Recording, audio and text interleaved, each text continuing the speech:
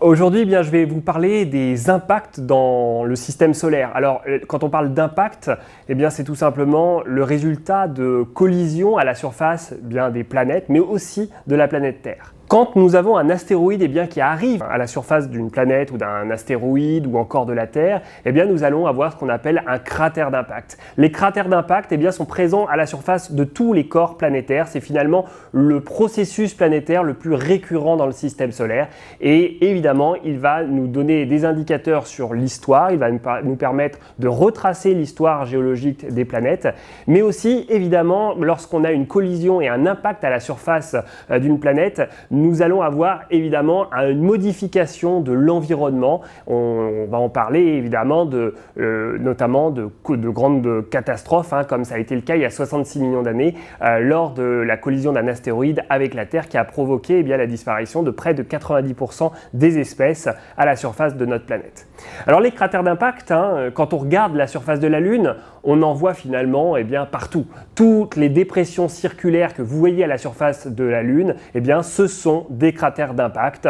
Et ça nous paraît évident aujourd'hui, mais finalement, c'est pas si évident quand on essaye de retrouver un petit peu l'histoire. Il faut savoir que si vous reprenez un livre d'astronomie d'il y a un peu plus d'un siècle, on ne connaissait pas ce qu'était un cratère d'impact. En fait, les cratères qu'on voyait à la surface de la Lune, pour la majorité des géologues et des astronomes, c'était tout simplement des édifices volcaniques. En fait, quand on le voit sur cette représentation, souvent des gros cratères d'impact, il y a un piton central. Et quand vous regardez une représentation vous voyez à la fin du 19e siècle, le piton central, on pensait que c'était l'édifice volcanique. Il y avait des éjections massives qui formaient à ce moment-là tout autour une structure circulaire. Et il a fallu attendre le début du XXe siècle, notamment avec l'étude du météore cratère en Arizona. Ce cratère, c'est certainement le cratère le mieux préservé, le plus joli à visiter sur Terre. Il se situe pas loin du Grand Canyon. Il fait un peu plus d'1 kilomètre de diamètre. Il y a un musée pour aller évidemment l'étudier et aller le voir. Cette structure d'impact, au début du XXe siècle, il y a Monsieur Barringer qui est allé l'étudier et qui a retrouvé des météorites tout autour de ce cratère. Il a été le premier à faire le lien entre le cratère et les météorites. Alors évidemment, à l'époque, on ne comprenait pas du tout les processus qui étaient derrière sur la formation des cratères d'impact, mais toujours est-il que début 20e, on commence à comprendre qu'il existe des cailloux extraterrestres qui tombent sur Terre et qui forment des dépressions, des gros trous à la surface des planètes. Et il a fallu finalement attendre vraiment les années 60, donc il n'y a pas si longtemps que ça, il y a à peu près 60 ans, pour comprendre que les cratères d'impact, que ce soit sur la Lune, sur la Terre ou éventuellement sur tous les autres corps du système solaire, étaient le résultat vraiment de collisions d'astéroïdes avec la surface d'une planète. Il faut comprendre qu'un cratère d'impact, c'est quelque chose de très violent. Donc, on va le voir, ça va modifier totalement le paysage. On le voit à la surface de la Lune. Toutes les surfaces ont été complètement métamorphosées par ce processus. Sur Terre, quand on regarde la surface de la Terre, on ne se dit pas qu'il y a des cratères d'impact partout. Et il faut évidemment les chercher. Sur Terre, on compte aujourd'hui environ 200 cratères qui ont été recensés. Ces cratères ne montrent pas une distribution homogène à la surface de la planète Terre. On le voit, la majorité des cratères d'impact sont situés aux États-Unis ou encore en Australie ou dans le nord de l'Europe. Donc il y a des zones encore aujourd'hui sur Terre qui n'ont pas été étudiées. Le nombre de cratères connus est directement relié à la communauté scientifique qui les étudie. C'est-à-dire qu'il y a effectivement beaucoup d'Européens, beaucoup d'Américains qui étudient les cratères sur leur territoire. Et donc aujourd'hui, si vous voulez aller découvrir un nouveau cratère d'impact, il y en a certainement beaucoup encore à découvrir en Afrique ou encore en Amérique du Sud. Alors ces cratères d'impact, 200, ça semble ridicule. Quand on compte le nombre de cratères à la surface de la Lune, sur la surface de la Lune, il y en a des centaines, voire des millions à la surface. Donc 200, sur Terre, c'est ridicule, et tout simplement parce que les cratères qui se sont formés sur la Lune, par exemple, se sont formés il y a plus de 3-4 milliards d'années à la surface de la Lune. Et sur Terre, il y en a eu autant qui se sont formés, mais ces cratères ont disparu depuis. Et ce qu'on voit, en fait, les 200 cratères qu'on observe sur Terre, finalement, ce sont les plus récents. Et on a perdu complètement la trace de ces milliers de cratères, millions de cratères à la surface de la Terre, notamment parce que la Terre est une planète très active. Il y a ce qu'on appelle la tectonique des plaques qui va tout simplement renouveler en permanence la surface de la planète Terre. Et donc, du coup, la majorité des cratères a disparu. Alors, ces cratères, on arrive à les dater à la surface de la Terre. Ces cratères, on arrive à les dater, notamment à dater les roches qui sont fondues liées à l'impact.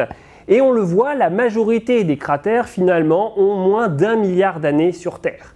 On en a un ou deux qui ont 2 milliards d'années, mais ce sont vraiment les plus vieux. Tous les cratères de plus de 2 milliards d'années ont disparu. Et finalement, la majorité des cratères qu'on connaît ont moins d'1 milliard d'années et ont plutôt un âge compris entre 100 millions d'années et 1 milliard d'années. Les cratères les plus récents, on en a effectivement de quelques dizaines, centaines de milliers d'années, voire quelques millions d'années, mais ce sont les plus petits qu'on trouve parce que tout simplement, au bout de quelques millions d'années, tous les petits cratères ont disparu avec le temps. Ils ont été notamment érodés par l'eau, par le vent ou ont été recouverts par le sable. Ce qu'il faut garder à l'esprit, c'est que sur Terre, oui, il y a des cratères d'impact, il y en a eu beaucoup, il y en a encore qui se forment.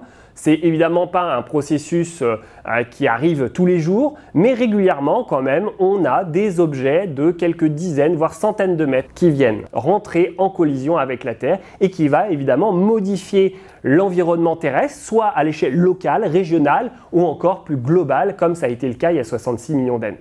Alors quand là on a la formation d'un cratère d'impact, c'est quelque chose effectivement de brutal. Il faut bien réaliser que, évidemment, on va parler là des gros cratères d'impact, notamment qui vont se former par des objets plutôt de centaines de mètres ou kilomètres de diamètre. Imaginez-vous quand vous avez un caillou, un astéroïde d'1 kilomètre de diamètre qui arrive à la vitesse de entre 10 et 20 km/s, l'énergie cinétique de l'objet est phénoménale et quand l'objet arrive et percute la surface, il va y avoir un choc énorme. Et donc quand on a la formation d'un cratère, on va avoir 3 phases principales. Il va y avoir tout d'abord la phase de contact où finalement toute l'énergie de l'objet, l'énergie cinétique est transmise au sol et il va y avoir une onde de choc qui va se propager et qui va commencer tout simplement à créer une dépression. Cette onde de choc finalement va se propager dans le sol et il va y avoir commencé une phase de modification notamment où il va y avoir un rideau d'éjecta où les éjectas vont commencer tout simplement, imaginez-vous un trou qui s'ouvre avec un rideau d'éjecta qui se propage et on va avoir comme ça une dépression qui va mesurer certainement plusieurs kilomètres, voire dizaines, voire centaines de kilomètres. La plus grosse structure d'impact sur Terre, c'est Vredefort et elle fait près de 250-300 km de diamètre. Et après cette phase de modification, il va y avoir finalement une phase tout simplement finale où le cratère va se former, où on va avoir, selon la taille de l'impacteur, plutôt un cratère en bol ou un cratère complexe avec un piton central ou encore des bassins à anneaux avec des anneaux concentriques. C'est un peu comme quand on jette finalement un caillou dans l'eau où on va avoir d'abord un petit trou, un giclot qui va rebondir et des anneaux concentriques qui vont se propager à la surface de l'eau. Imaginez-vous, on a un projectile qui arrive à plus de 10 km/s à la surface de la planète et là on va avoir un choc tellement important que les pressions que vont subir les roches à la surface sont phénoménales. Elles vont atteindre jusqu'à 100 gigapascales. Alors 100 gigapascales, ça ne parle pas forcément, mais imaginez, c'est la pression quasiment à 2000 km en profondeur. Ça veut dire qu'on va choquer les roches à la surface, on va les modifier.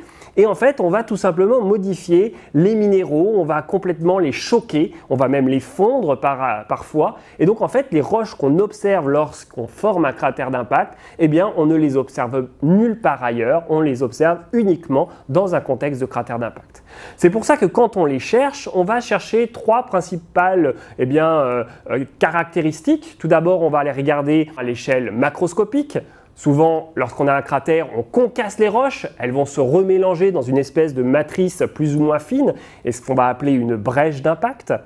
On va pouvoir aussi trouver des fractures tout à fait originales, des fractures coniques, très striées, et quand on les recasse, on va retomber toujours de manière pervasive sur ces cônes qui se propagent un peu de façon fractale. Ces cassures coniques qu'on appelle des shatter cones, on ne les trouve uniquement qu'en contexte de cratère d'impact. Si vous avez un shatter cone dans votre jardin, vous nous appelez parce que vous êtes sûr que vous avez un cratère d'impact qui s'est formé pas loin de chez vous. Et puis si vous regardez les roches à l'échelle microscopique, vous allez trouver par exemple des grains de quartz. Alors un grain de quartz, normalement, quand vous le trouvez, quand vous prenez un grain de quartz au microscope, il est beau, il est blanc, il est lisse. Un quartz choqué, ça va être un quartz complètement zébré avec des lignes comme ça qui montrent que le quartz a connu un choc.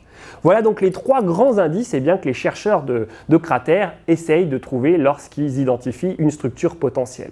Juste pour finir, l'important, c'est évidemment de comprendre quand même l'ampleur et toute la dramaturgie qu'il y a derrière un impact. Imaginez-vous un astéroïde de 10 km de diamètre qui fait globalement la taille de Toulouse, par exemple. Quand ça tombe, c'est évidemment un choc monumental à l'endroit où ça tombe, mais ça va évidemment avoir des conséquences environnementales sur toute la planète. Et donc pourquoi je prends 10 km ? Parce que c'est l'exemple d'un astéroïde qui est tombé il y a 66 millions d'années sur la péninsule du Yucatan et qui a provoqué cette fameuse crise crétacé-tertiaire avec notamment la disparition des dinosaures. Lorsque cet objet est arrivé sur Terre à 10 km par seconde, va traverser l'atmosphère finalement en quelques secondes, mais d'un coup l'échauffement avec l'atmosphère, il va y avoir un embrasement généralisé dans l'atmosphère planétaire. L'atmosphère et l'océan vont être complètement soufflés en une fraction de seconde, tout aux alentours de l'impact. Et à un moment donné, il va y avoir la formation du cratère. Alors, lorsqu'on a la formation du cratère qui va durer certainement quelques minutes, imaginez-vous cette onde de choc qui se propage finalement sur toute la Terre, ce rideau d'éjecta qui va monter très haut dans l'atmosphère, ces roches fondues qui vont monter très haut et redescendre sur Terre encore chaudes. Imaginez-vous, c'est comme si vous étiez à côté d'un volcan qui crachait de la lave comme ça, et imaginez-vous évidemment, l'environnement autour va être complètement modifié. Et donc, quand on a ce cratère d'impact géant qui se forme, tous ces éjectats incandescents notamment vont provoquer des incendies, et c'est ce qui a été observé un petit peu partout sur Terre il y a 66 millions d'années avec de la formation de suie partout, où on pense qu'environ 50% de la biosphère terrestre a disparu au moment de cet impact, lié notamment aux incendies et à cet effet rôtissoire, parce que l'atmosphère se met à chauffer, mais évidemment toute la surface connaît des retombées incandescentes. Cet impact qui va provoquer tsunami, tremblement de terre, finalement va être à l'origine d'un changement climatique profond finalement à l'échelle de la planète. Comme je vous l'ai dit au début, il va y avoir la retombée de ces éjectats incandescents, provoquer des incendies quelques jours après l'impact. Et puis naturellement, quand vous avez des millions de tonnes de roches qui ont été éjectées dans l'atmosphère, toutes ces poussières vont rester des mois, voire années dans l'atmosphère, va obscurer toute l'atmosphère terrestre, et donc il ne fera tout simplement plus jour à la surface, il fera en permanence nuit. L'effet de photosynthèse, la photosynthèse va s'arrêter, et ça pendant effectivement plusieurs années, et donc on va avoir une chute de la température à la surface de la planète qui va complètement modifier l'environnement terrestre, provoquant la disparition de nombreuses espèces. Avec cette atmosphère qui s'est obscurcie, le soleil va continuer à chauffer, et donc progressivement l'atmosphère va remonter, et là ça va faire effet inverse, il va y avoir une augmentation de température pendant plusieurs milliers d'années. Donc vous voyez qu'évidemment lorsque vous avez la formation d'un cratère d'impact, ce n'est pas juste un impact à un moment donné, c'est finalement un bouleversement climatique sur plusieurs milliers, voire dizaines de milliers d'années. Quand on pense que ça c'est le résultat d'un cratère d'impact, on peut imaginer l'environnement de tous les corps planétaires dans le système solaire. Quand on regarde la Lune, on compte des dizaines, des centaines de milliers de cratères. Sur Mars, sur Encelade, sur Callisto, pareil. Ces cratères qui se sont majoritairement formés il y a 3-4 milliards d'années, effectivement, et notamment au tout début de la formation des planètes, sur environ 500 millions d'années, l'environnement planétaire était complètement hostile. Donc imaginez une planète Terre qui a connu sans cesse un bombardement très intense, avec tous les effets que je vous ai décrits juste pour un.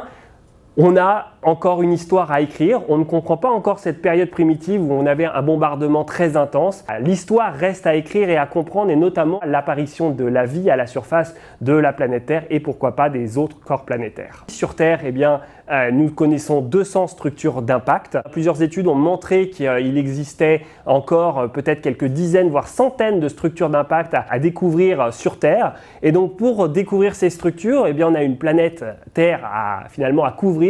Et donc nous avons mis en place, en collaboration avec le Muséum d'Histoire Naturelle, eh bien, le programme Vigicratère, qui invite tout simplement tous les citoyens à parcourir le monde pour essayer de trouver ces nouvelles dépressions qui sont peut-être cachées tout simplement dans le désert ou dans la forêt équatoriale. Là, on invite chacun à devenir chasseur de cratères et à essayer de tout simplement lister de manière exhaustive eh bien, tous ces impacts qui ont profondément modifié l'histoire de la Terre.